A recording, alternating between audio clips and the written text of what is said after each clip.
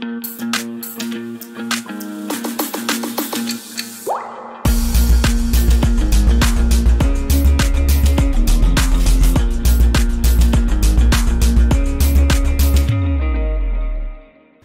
Sobat Meraga, kembali lagi kami di Basang, bincang-bincang santai geng.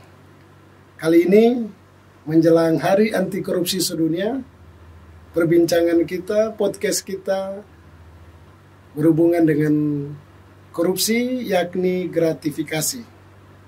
Untuk hal itu, pada kesempatan ini kami kedatangan dua narasumber yang berkompeten, yakni Bapak Irwan Sakti Alamsyah. Selamat siang Pak. Siang, Pak Alexi. Bagaimana kabar hari ini Pak? Alhamdulillah baik. Pak Irwan sehari-harinya sebagai Kepala Seksi Kepatuhan Internal pada Kantor Pelayanan Bea Cukai Makassar. Dan selanjutnya kita juga punya narasumber yang cantik, Ibu Kasma, sehari-harinya sebagai pemeriksa bea cukai di Bandara Internasional Sultan Hasanuddin Makassar. Selamat siang Ibu Kasma. Siang Pak Alexi.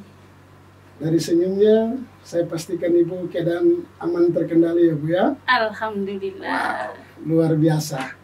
Jadi Bapak dan Ibu, kita akan berbicara gratifikasi. Gratifikasi ini Pak, saya itu hanya tahu gravitasi Pak.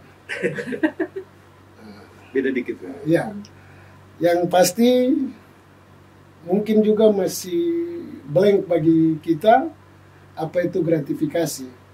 Kami ingin Bapak menjelaskan lengkap dengan surat-suratnya Pak. Surat-suratnya. Ya maksud saya di sini dasar hukum Pak. Jadi gratifikasi itu apa? Kaitannya dengan korupsi itu bagaimana? Ya. Baik, terima kasih. Selamat siang juga Bu Kasma. Siang Pak. Iya. Gratifikasi dan gravitasi tadi ya, sama-sama penuh dengan tekanan. Siap. Gitu. Ya, oke Pak. Tapi terkait dengan gratifikasi ini, itu kita mengacunya kepada Undang-Undang Tindak Pidana Korupsi. Undang-Undang Nomor 20 Tahun 2001 pada pasal 12B dinyatakan bahwa gratifikasi ini sama dengan pemberian.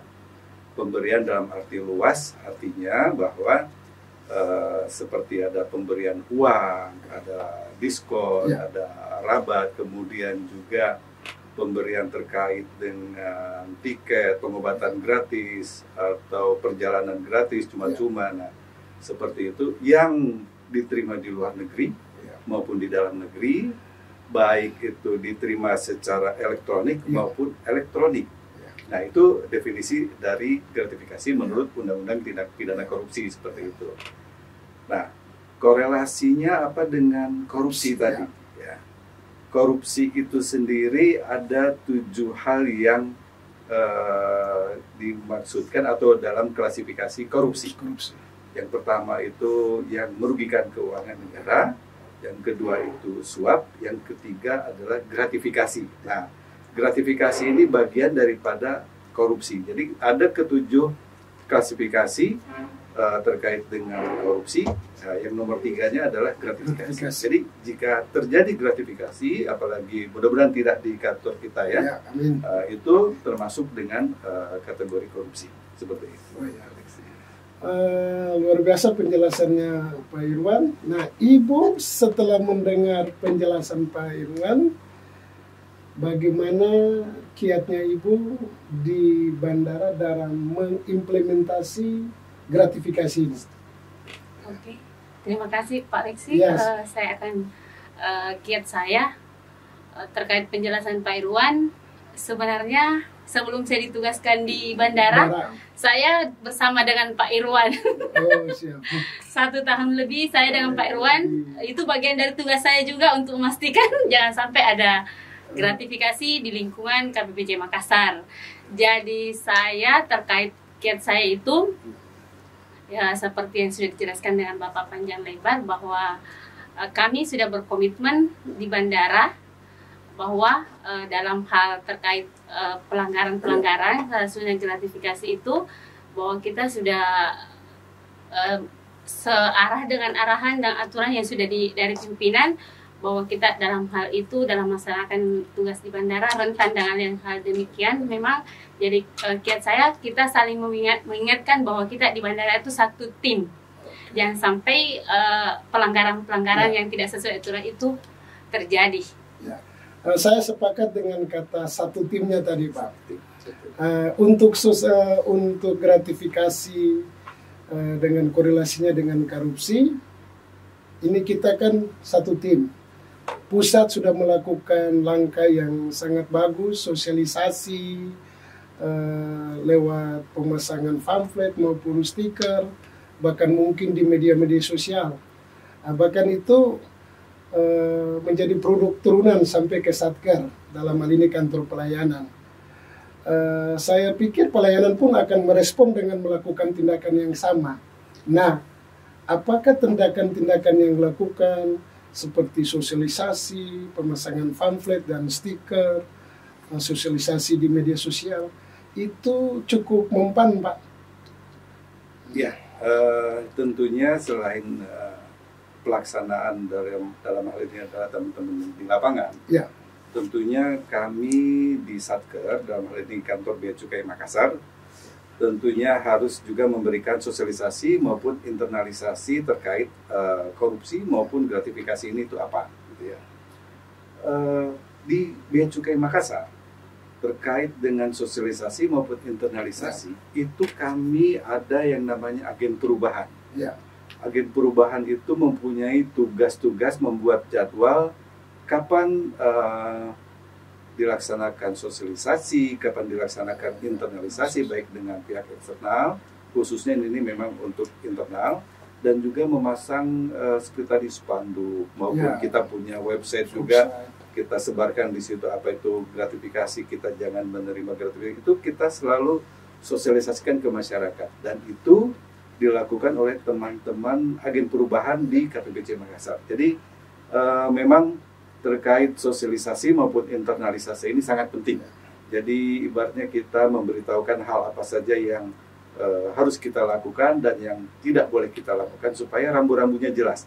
Baik seperti tadi disampaikan mulai dari kantor pusat, kantor wilayah, bahkan kita di lingkup pelayanan. Jadi mudah-mudahan dengan sosialisasi maupun internalisasi ini teman-teman itu bisa paham ada hal-hal terkait dengan gratifikasi. Bahkan kalau kita lihat di kantor kita, ya kan Pak Lexi maupun Bu Kasma, pasti PC-nya begitu kita tidak bermain komputer, itu kan mesti muncul mode screensaver. Ya. Nah, itu kan pasti muncul di situ ada budaya kerja, ada nilai-nilai, itu udah kita pasang. Jadi sampai screensaver pun di PC kantor kita, bahkan laptop pribadi teman-teman itu kita wajibkan untuk screensavernya hal-hal terkait tersebut. Jadi mudah-mudahan ini bisa tertanam lah di teman-teman Bea Cukai Makassar. Ya, saya sepakat dengan itu, Pak. Kembali lagi, khusus Ibu di lapangan dalam hal ini di bandara, kita Indonesia ini banyak istilah, Pak. Kalau daerah banjir, lawan banjir. Kalau daerah gempa, ya turut berduka buat saudara kita yang lagi di Cianjur, kita katakan RWG, rawan gempa. Saya terpaksa meminjam istilah itu dalam tanda kutip RWG rawan gratifikasi. Ya. Ibu berada di area yang rawan. Betul. Nah, bagaimana aplikasinya Ibu untuk menghadapi tantangan di wilayah RWG ini, Bu? Ya. Kalau berbicara tadi rawan rawan banjir, rawan yang terbersih di pikiran saya langsung ada waspada. Itu kan pasti sebelum kayak banjir otomatis sudah ada pencegahan gitu ya, seperti itu. Kalau saya di bandara mungkin istilah itu RWG ya Pak ya, rawan gratifikasi itu muncul atau diambil istilah oleh Pak Lexi sendiri, itu mungkin karena kami di bandara memang karena berhadapan langsung dengan stakeholder atau penumpang, jadi untuk melakukan mungkin hal-hal kecurangan kemungkinan itu besar. Tapi kembali lagi ke komitmen kita dari awal bahwa kita di sana mengemban tugas, dan bagaimana tadi sudah dijelaskan usaha dari pimpinan kita di KPBC Makassar sendiri. Bapak sebagai unit pengendali gratifikasi itu melalui berbagai usaha pencegahan yang dilakukan. Jadi kami harus mensupport. Jangan sampai apa yang kita bangun selama ini ternodai. Jadi sekali lagi kami dari awal sudah sangat berkomitmen untuk menjaga kepercayaan yang diemban buat kami semua di bandara.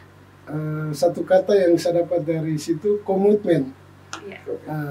Komitmen itu dikerjakan, tidak bisa kita hanya ngomong. Ya.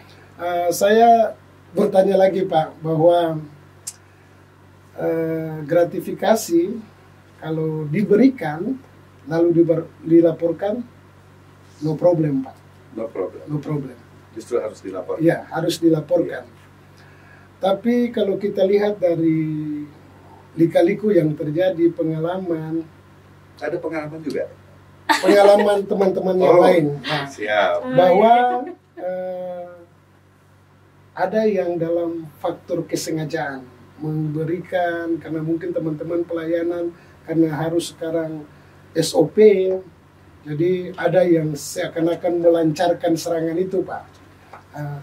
Terkadang respon atau tanggapan dari atasan kita langsung menerima mentah-mentah. Kan kasihan teman-teman yang nggak tahu apa-apa, tiba-tiba oh kamu ada laporan, kamu terima.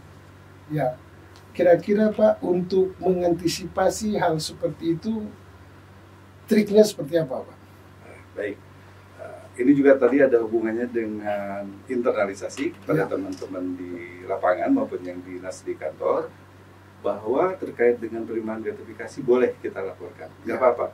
Jadi kita sampaikan juga bahwa setiap aduan yang katakanlah menyudutkan, menuduh pihak tertentu, ini kami di unit pengelola gratifikasi juga menerima laporan itu juga harus lengkap.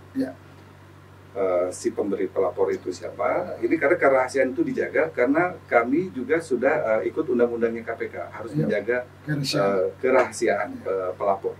Jadi identitas pelapor lengkap, apa yang diberikan dalam hal gratifikasinya itu apa, nah itu pasti kami lakukan verifikasi terlebih dahulu. Jadi kami pun sebagai UPG di KPBC Makassar tidak sembarangan menerima satu informasi, kemudian kami memutus pegawai tersebut bersalah, kemudian diberikan rekomendasi hukuman disiplin. Tidak, harus berimbang. Jadi seperti itu. Jadi pesan saya kepada teman-teman di lapangan, nggak usah khawatir, sepanjang kalian bekerjanya dengan penuh komitmen itu tadi, nggak usah khawatir. Kalaupun ada aduan, dipastikan bahwa kami sebagai unit pengendali gratifikasi akan melakukan verifikasi dengan baik dan sesuai dengan ketentuan yang berlaku, seperti itu. Jadi nggak usah khawatir. Oh ya, terima kasih. Jadi otomatis hak-hak pegawai tetap terlindungi. Ya. Kembali lagi Bu Kasma, pernahkah di bandara menerima mungkin ya salah satu teman terus mengembalikan, pernah lakukan itu? Alhamdulillah Pak Lexi, sejauh ini saya sudah hampir 1 tahun di sana, tidak ada sampai ke melaporkan atau mengembalikan. Memang untuk godaan-godaan itu hampir semua kami di bandara itu mengalami godaan untuk gratifikasi itu.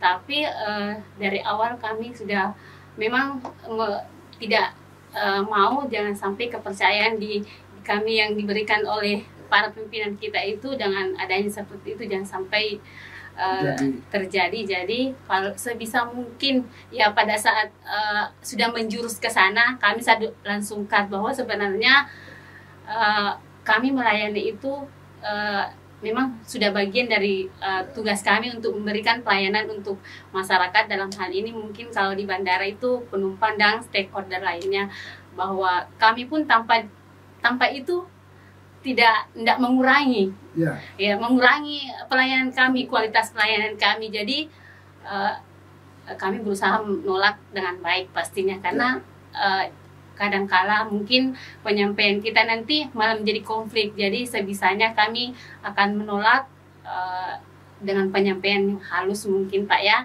supaya orang bisa menerima dengan baik bahwa kami di sini tanpa ada imbalan apapun, kami memang tugas kami untuk memberikan pelayanan yang terbaik.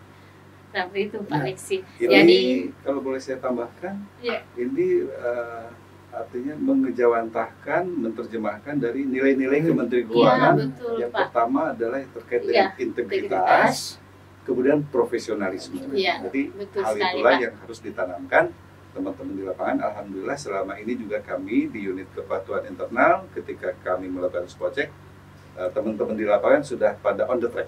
Jadi betul, Pak. dalam melakukan sidak pun kami perhatikan semua. Jadi mudah-mudahan terkait dengan integritas maupun profesionalisme itu tetap terjaga di teman-teman di lapangan. Betul, Pak. Oke, waduh, saya pribadi saya pikir pimpinan tertinggi kita juga akan memberikan aplaus, memberikan jempol buat teman-teman di bandara yang luar biasa menunjukkan integritasnya, marwah yang tetap terjaga. Nah, Pak, kembali ke kantor pelayanan kita yang WBK kita sudah dapat ya. Sekarang kita lagi bercita-cita ke WBBM. Insya Allah. Dalam menuju gitu ke WBBM itu tidak gampang Pak. Takutnya di tengah jalan ada yang terjadi gratifikasi. Itu kan sangat tidak elok Pak. Bagaimana Bapak sebagai tim pengendali gratifikasi atau korupsi di kantor menjaga anak-anak ini, saya kutip kata Bapak, on the track sampai kepada next destination kami yaitu WBBM, Pak. Ya, baik. Kalau kita mengingat bahwa kita ini sebagai suatu organisasi, kita punya yang namanya sistem pengendalian intern. Mungkin ada yang dikenal dengan istilah Three Lion. Terus sekarang Piala Dunia ya, Three Lion itu Inggris ya, Inggris. Betul. Ini bukan Three Lion, tapi Three Line of Defense. Three Lines of Defense.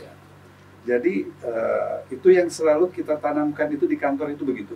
Three Line of Defense ini apa? Yang nomor satu adalah komitmen pimpinan dan segenap pegawai. Jadi itu bukan menjadi tugas dari kami di kepelatihan internal, tidak. Justru di lini pertama adalah komitmen para pimpinan dan segenap pegawai. Jika teman-teman dan pimpinan sudah komitmen, sudah selaras, saya yakin sehingga akhir gratifikasi di Bea Cukai Makassar insya Allah tidak akan terjadi. Itu yang pertama. Karena kami ada di lini kedua, unit kepatuhan internal ada di lini kedua, hanya melakukan pemantauan saja.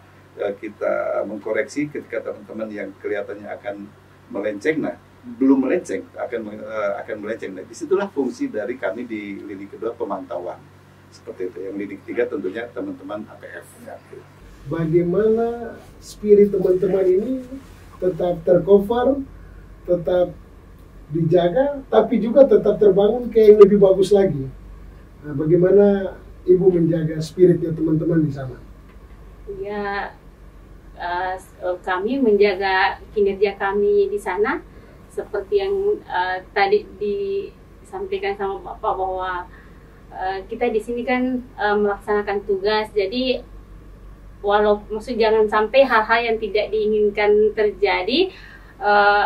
Kita sebenarnya walaupun harusnya dimanapun bertugas, tidak harus di bandara, harusnya integritas itu tetap harus terjaga, bahwa dalam melaksanakan tugas kita di sana yang rentan. Di sana kan resistensinya kita bekerja kadang-kadang dalam tekanan. Jadi bagaimana kita di sana tetap semangat, tetap menjaga integritas. Yang pasti spirit kami bahwa integritas itu adalah integritas yang harus tetap kita jaga bersama. Karena dalam bekerja itu, kalau integritas itu sudah menjadi nomor satu, insya Allah yang tadi Bapak sudah jelaskan, profesionalisme, pelayanan, sinergi, otomatis dengan sendirinya akan mengikuti. Seperti itu, Pak. Terkait penanganannya di yang harus memang penanganannya memang harus extraordinary juga, ya. Kita memang harus wanti-wanti karena tadi sudah disampaikan nomor satu itu adalah integritas. Kita lihat banyak negara asing, ya, mereka itu memiliki katakanlah polisinya, memiliki seragam, senjata, helm, bahkan kendaraan sudah seperti Robocop. Ya. Tapi tingkat kejahatan di negeri tersebut masih tinggi. Ya, contohnya negara Paman Sam, ya, itu polisinya udah lengkap banget. Ya. Tapi kenapa kejahatan di sana masih tinggi? Ya. Ya. Beda dengan beberapa negara yang menetapkan hukum di atas segalanya dan mereka benar-benar integritas atas penanganan hukum tersebut. Contoh saja beberapa negara di Timur Tengah misalnya, itu polisinya biasa-biasa aja, senjatanya biasa-biasa aja, tapi sekalinya ada korupsi hukuman mati misalnya. Itu artinya ketika mereka berintegritas dalam penegakan kasus hukum ini, orang pun akan bisa mengukur lebih baik saya tidak melakukan itu. Jadi intinya sama seperti kita di Bea Cukai juga, memang Bea Cukai harus hebat, tetapi sehebat-hebatnya Bea Cukai, katakanlah kita dilengkapi senjata dan perangkat lainnya misalnya, tapi kalau kita tidak berintegritas, akan sangat sayang sekali negeri ini membiayai kita perangkat yang mahal, akan tetapi kitanya sendiri yang tidak baik. Jadi penanganannya adalah memang kalau saya di Kepatuhan Internal, makanya kita bolak-balik Bintal. Kemarin kami juga kerjasama dengan Kanwil, ada Bintal The Series.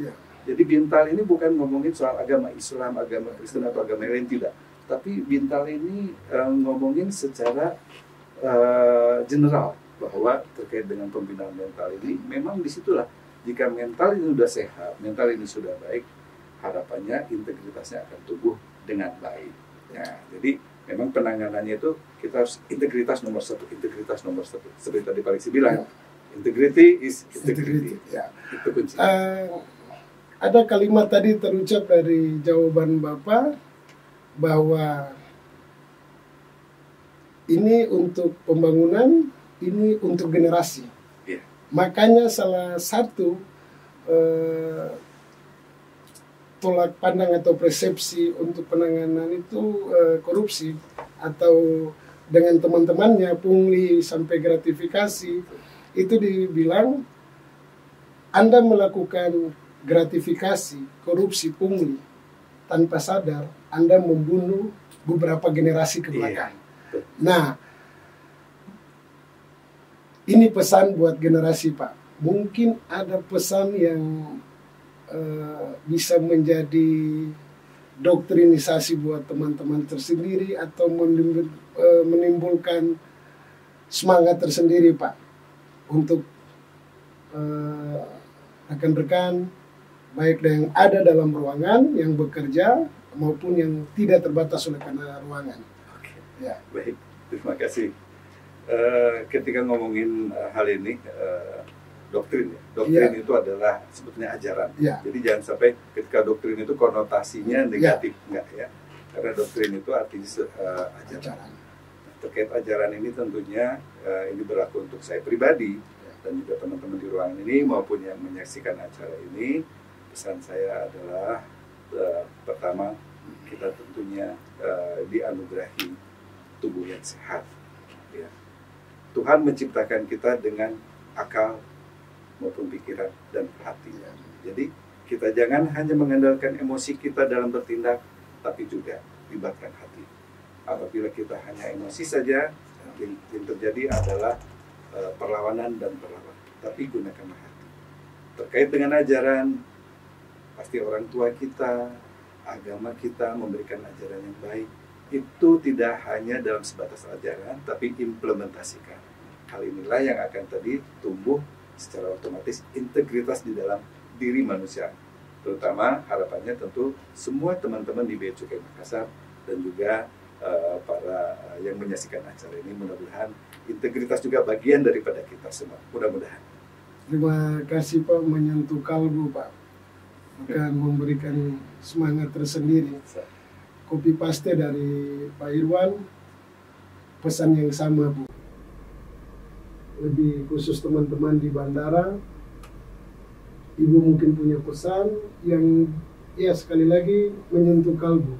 Kalau sudah menyentuh hati, itu kita berpikir lebih jernih, kita lebih berpikir lebih positif. Kira-kira apa yang bisa Ibu sampaikan? Oke, pesan dari saya pribadi buat teman-teman semua KPB Makassar dan semua mungkin teman Dendurangan ini dan yang nonton acara ini,